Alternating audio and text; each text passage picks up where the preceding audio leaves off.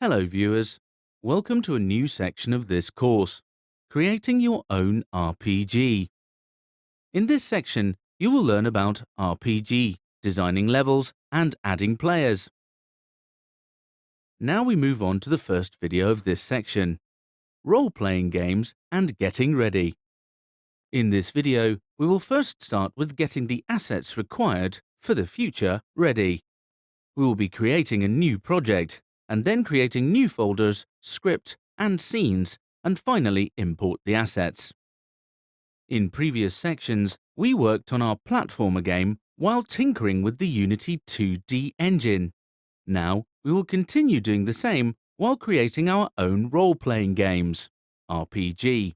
RPGs can always be fun to create and play. That's one of the reasons as to why they are so popular, regardless of whether they are 2D or 3D. One of the main differences between a 2D platform and a 2D RPG is that the second one has the top view rather than the side one. This has a big impact on both designing maps and programming the physics and movement of our characters. Before starting to create our RPG, we need to get our assets ready that we will use in the game. Let's open up Unity and create a new project.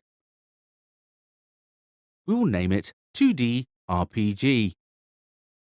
Make sure that the 2D mode is selected.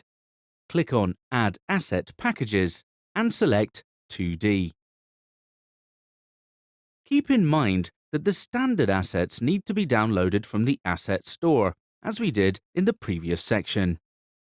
Press the Create Project button.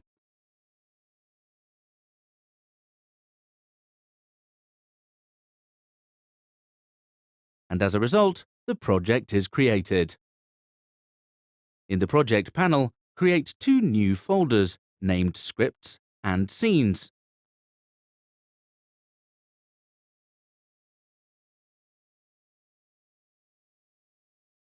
Inside Scenes, save an empty scene and name it Scene 1, as shown.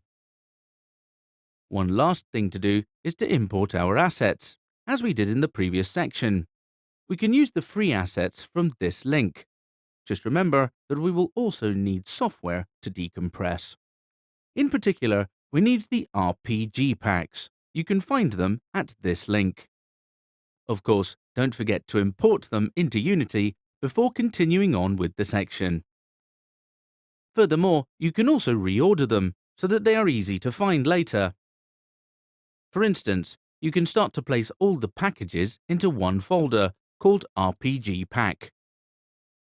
Then divide this folder into subfolders, such as Characters and Environment. Here I am renaming the Roguelike pack as RPG.